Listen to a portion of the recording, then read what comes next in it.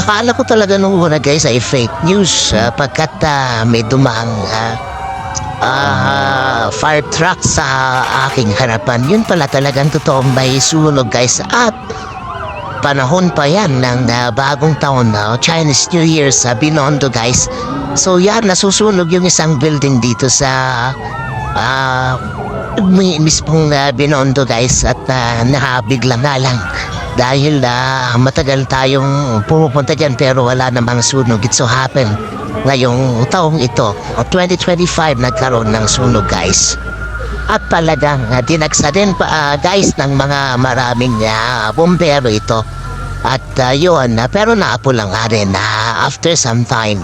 Pero yun nga, itinahon pa talaga na na Chinese New Year guys. So talagang walang pinipilit ang sunog, diba guys? Kung magkakasunog, pero yun nga, kailangan talaga nating mag-iingatin.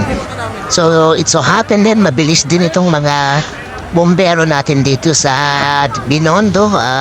Kaya yan, mabilis din na nakapula yung sunog dito sa isang building na yan guys. At residential unit na yan ang aking pagkaalam. At ayun, diba guys, taon na bagong taon, bagong sunog guys, diba? Hindi rin nag-absent Akala ko absent siya, pero yan guys